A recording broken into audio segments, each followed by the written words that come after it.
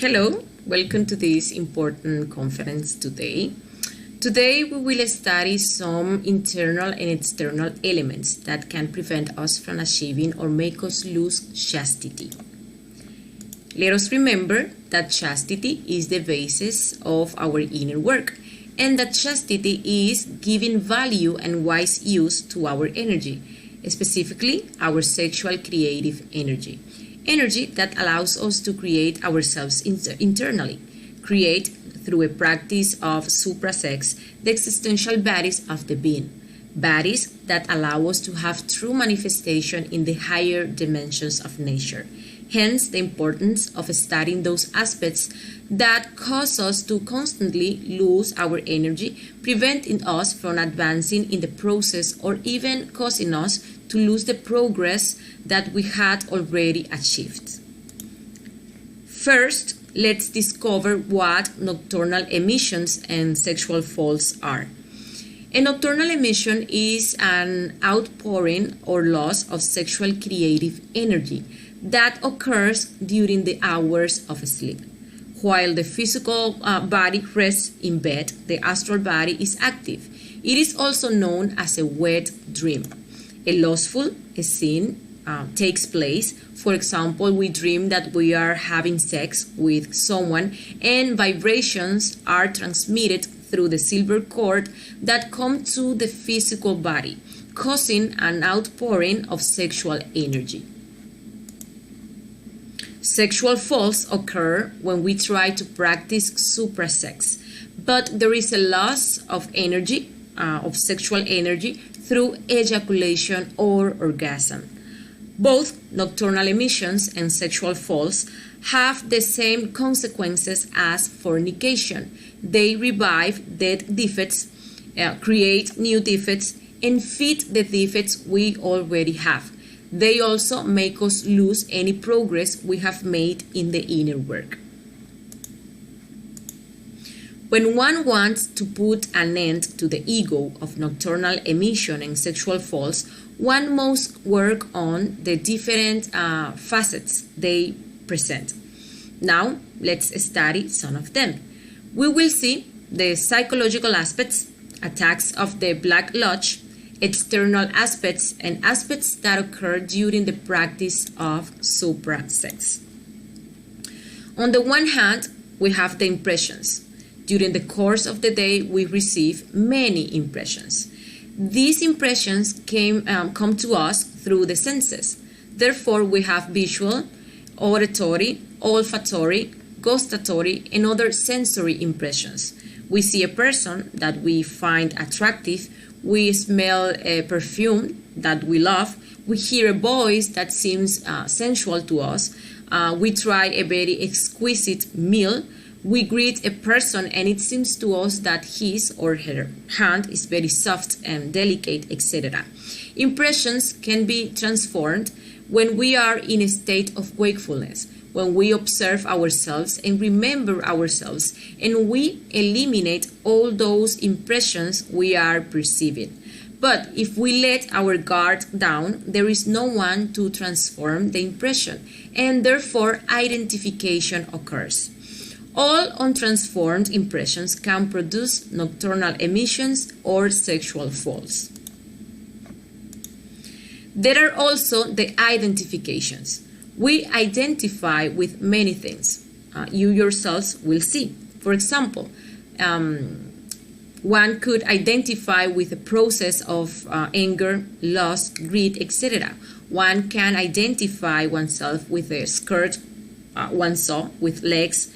One can identify oneself with breasts, with eyes, with a face, with hair, with whatever, the drink, the excessive food, etc. If one has an impression, for example, visual, and at that moment one works on that visual impression and asks for death, there is no identification. But if one continues to pay attention to what impresses us, giving it time and energy, we pass on to identification. Then we will move on to lasciviousness, which is frustrated sexual desire.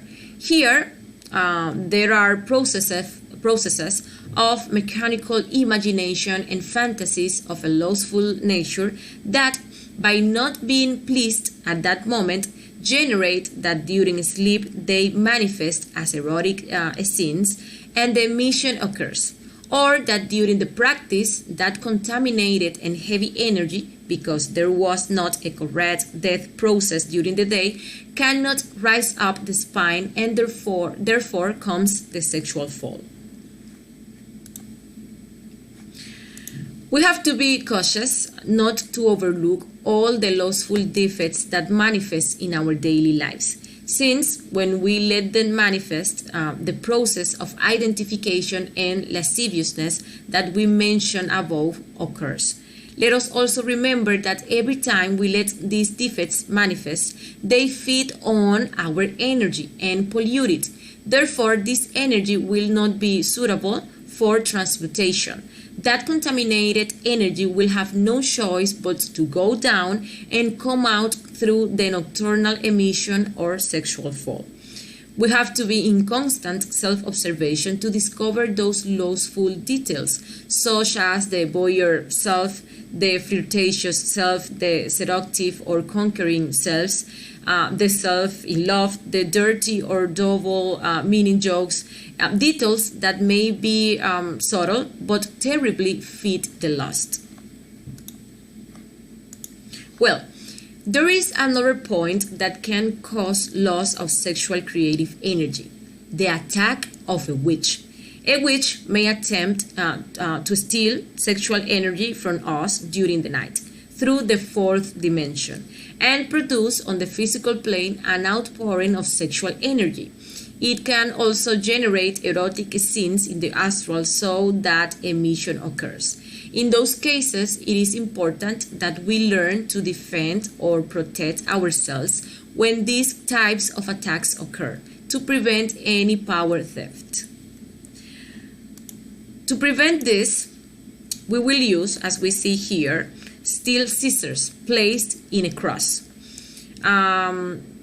black mustard in a circle around the scissors, and a plea to our being to order our elemental intercessor to ritualize the elemental of mustard, to defend us and help us so that we can catch the witch who tries to steal our energy. When the witch tries to enter our room through the fourth dimension, the scissors will close and she will fall into the third dimension. There are also the attacks during sleep. These attacks made by the Black Lodge imply that when one goes to sleep, one must cast a spell and close oneself with Belilin and the magic circle. Hence, the importance of learning to conjure and keep us close for as long as possible during the day, especially when sex practices are going to occur. A practice of sex without the conjuration and the magic circle is almost equivalent to a sexual fall. Another aspect, and one of the most important to work on, is the issue of meals. There are foods that contaminate our energy and put it in an involutional state, causing the energy in that state to be unable to rise and therefore to rush down and get out the body. Therefore, we must avoid meals containing pork or pig. This affects our energy for up to 15 days. Eat fish without scales, catfish, for example, or fishes that feed on fecal matter. Eat farmed fish fed with pig's feces and anabolics. Meals from farm-raised chicken fed with anabolics and concentrates. Canned foods, toxic foods, foods in a state of putrefaction, all sausages, any food contaminated with pig. Also, all liquors work by preventing chastity. So, it is necessary to eat fresh foods.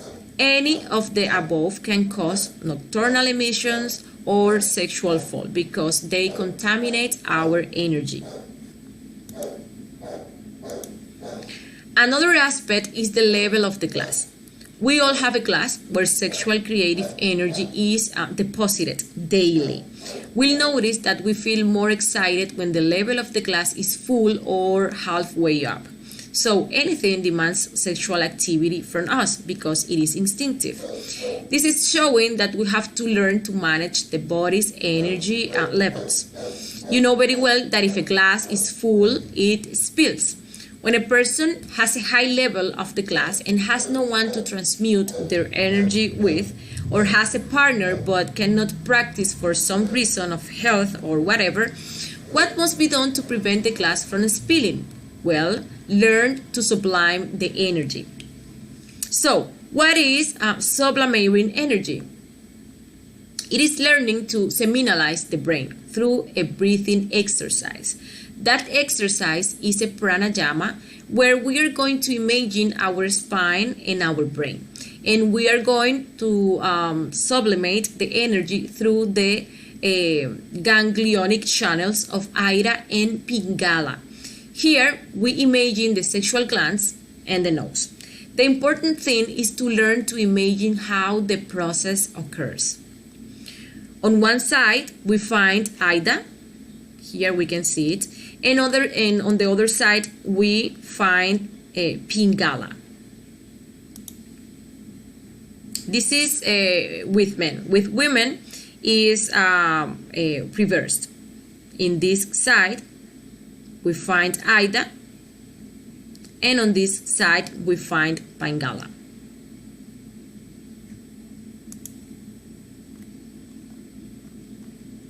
Well, these two snakes allow the energy to be sublimated through the vital body. Doing this breathing exercise and using the mantra Ham Sa. We mentally pronounce elongatedly the mantra Ham as we inhale, and audibly the mantra Sa as we exhale. The inhalation lasts about 20 seconds and the exhalation lasts approximately 2 seconds. There is a pause before inhaling again. In the case of men, they will cover their left nostril and inhale through the right nostril. You will imagine how the energy reaches the right nostril. Then you will cover your right nostril and inhale through the left nostril. And you will imagine how the energy reaches the left nostril. You start from the left testicle, which is positive, and reach the right nostril. Then from the right testicle, which is negative, to the left nostril. One imagines, because to imagine is to see, that the energy is rising through these two conduits of Ida and Pingala. We imagine how it passes through the instinctive, here, the lower intellectual, and the motor centers. In this way, we lower the level of the glass and always keep our energy at very good levels so that it is not lost or spilled at any time. In the case of women, the polarity is reversed. The signs are changed, but it is exactly the same as in men. The ladies start with the right ovary and go to the left nostril and continue through the left ovary, bringing the energy to the right nostril. Sexual creative energy is produced by the brain in the pineal gland. This collects the energy of the spirit and unites it to sexual hydrogen. This exercise is regenerative and helps a lot with health issues. Sublimation should not be done except once a day for 10 minutes. The best hours to sublimate are from 4 to 6 in the morning, when one is getting up and when the vital body has reestablished the energy of the physical body. Well, another of the external aspects are the places and the larvae. There are many places that one visits that are full of larvae. Theaters, cemeteries, brothels, residences, motels, hotels, nightclubs, churches, erotic movie theaters, etc., etc. This occurs because many people accumulate in those places, and there is an outpouring of energy that can be sexual or emotional. This expelled energy becomes contaminated and rots, giving rise to larvae that feed on it.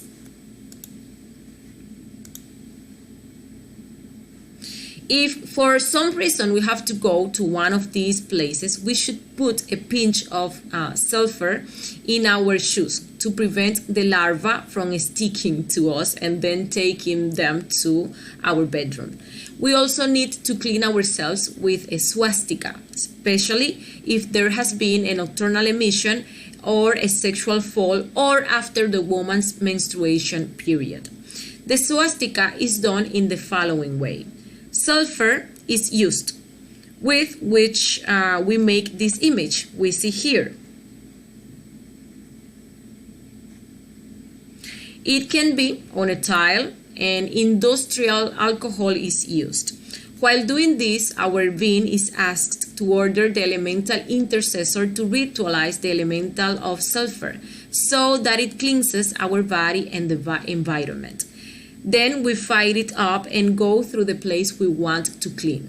It is important to do this with the windows and doors open and not inhale the smoke, as it is toxic and harmful if we inhale it.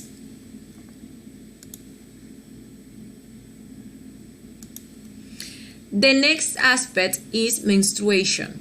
During a woman's menstrual process, the couple must separate for several reasons.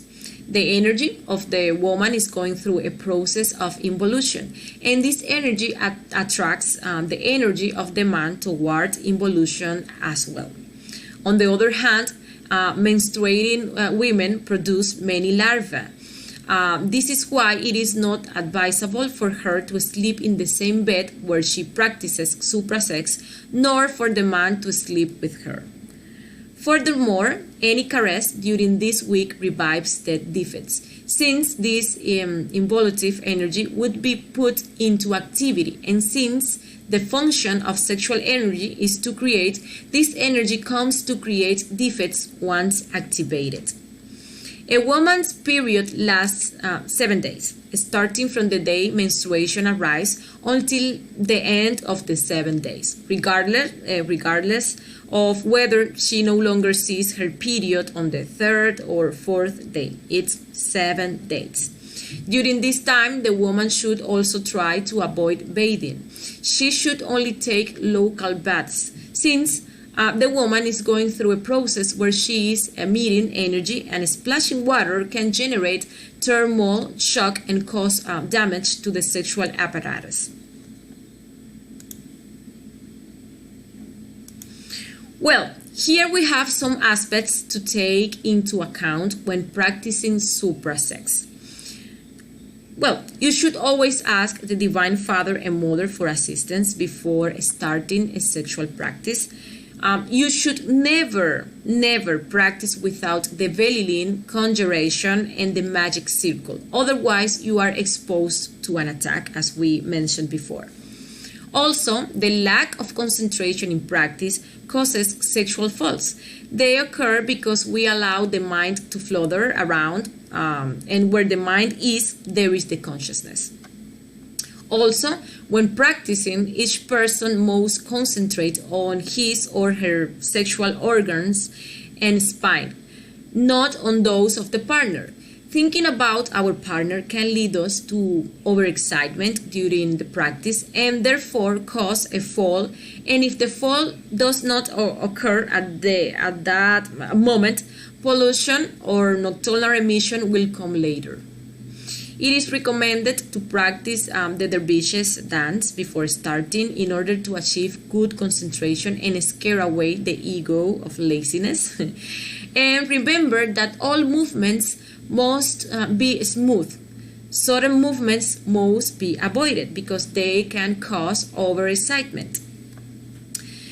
Well, the marriage bedroom must be kept in magnificent hygienic conditions and with very good ventilation.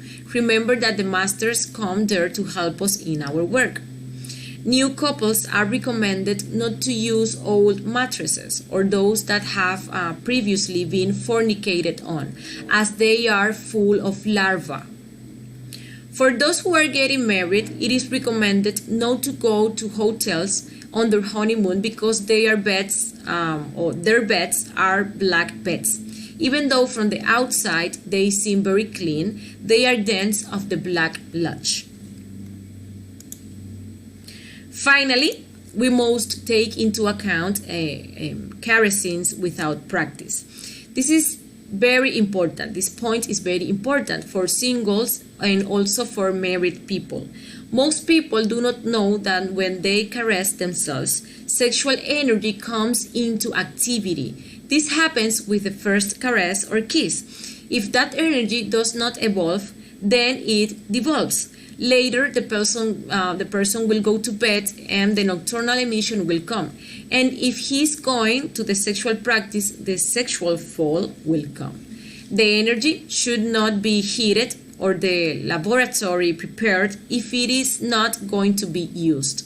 That energy that remains there unused, it becomes contaminated, it becomes heavy, and at the time of practice it will not rise. Therefore, it will come out. And well, this was today's conference. Thank you very much for joining us. If we take these aspects seriously, we will surely advance in the process of achieving chastity and maintaining it. We invite you to the next conference, entitled The Eye of Witchcraft, where we will learn what witchcraft is and what the differences are between a white magician and a black one, and how this defect that we carry within us interferes with our spiritual advancement. So thank you very much for being here, and bye-bye.